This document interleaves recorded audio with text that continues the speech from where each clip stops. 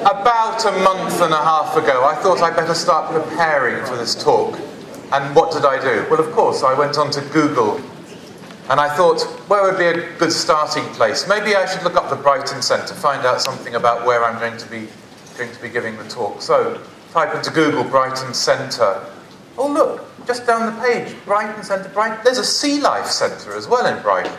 How interesting. I didn't know there was a Sea Life Centre in Brighton. Let's see if I can find out a bit more about the Sea Life Centre in Brighton. Get some pictures. Look, I wonder if they've got a dolphin and a whale there. And what's this down the bottom here? It says www.movielocations.com. I wonder if they actually filmed some famous films in the town. That would be interesting. Let's go and have a look at that side. Quadrophenia. Gosh, I'd completely forgotten. I remember seeing them filming Quadrophenia in about 1978. I was down the street along the seafront and I saw them filming a bit of Quadrophenia. A lot of mods and rockers attacking a fish and chip shop. Maybe I should go onto Amazon and check. Oh yes. Quadrophenia, £3.99. That sounds pretty good value. I don't really like The Who very much, but I think I should see the film. I'll put that in my basket. Click. Add to basket. Oh, a warning pops up. Please note that the price of I'm Not There DVD 2007 has increased from £2.99 to £3.93. I only put that in my basket last week and I didn't actually buy it. I was going to buy it the next day or something, but it's gone up. I'm Not There. Oh yes, that was the film about Bob Dylan.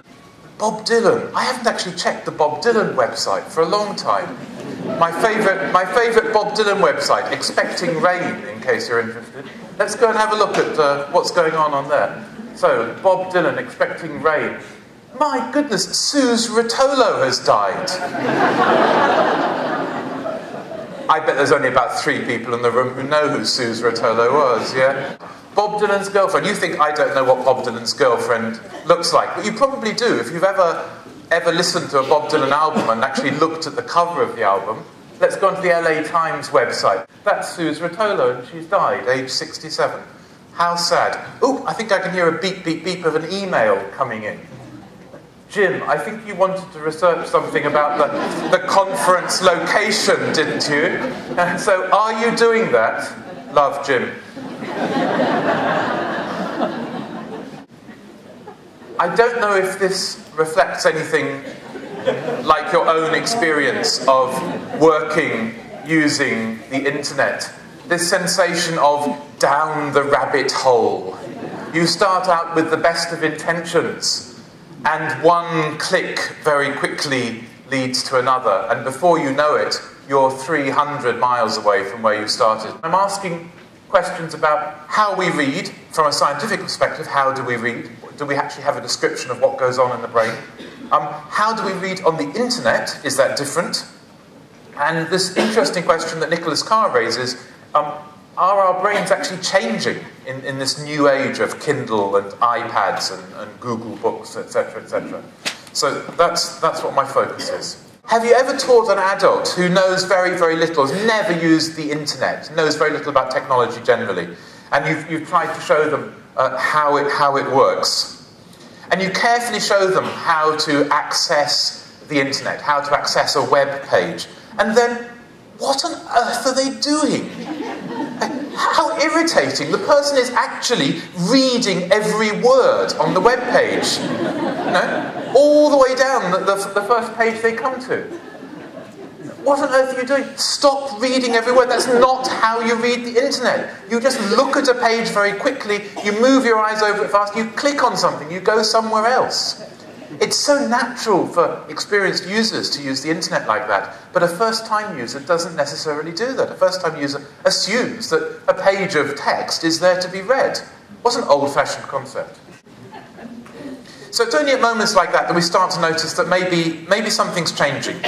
Maybe we're changing. Maybe the way that we're reading has subtly changed in a very short period of time, and we haven't perhaps reflected very much on what the differences are.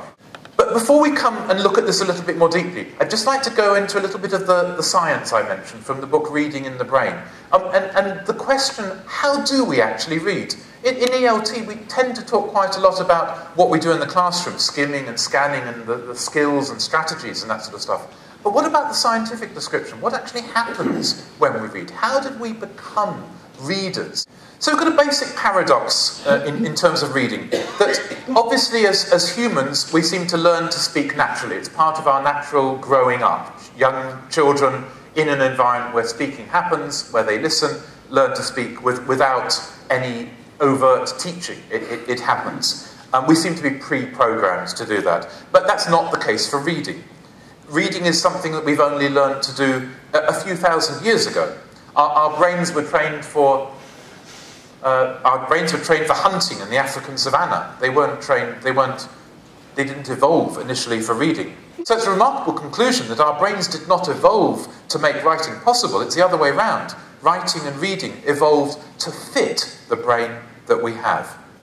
Reading a book. Here's a few quotes about the experience of reading a book. As in a dream, I enter a state where my senses and thoughts are concentrated.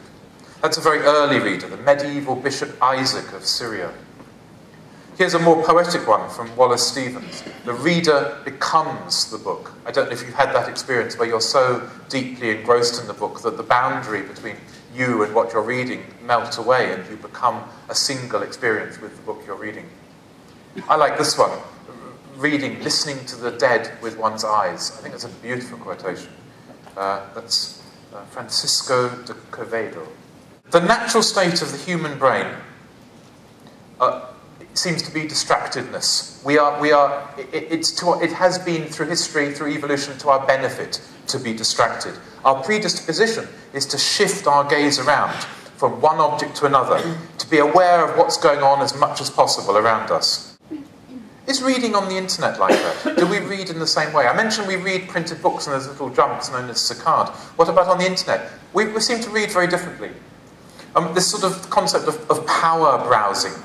What about traditional books compared with e-books? Of course, a lot of reading is now done on things like Kindle and Google Books. I think there's a real future for e-textbooks. I'm not arguing against them at all. But I think we need to be careful. This idea of this ecosystem of interruption technologies is something to bear in mind. This business of cutting things up, separating them from their context, from their wholeness, that's now happening to books.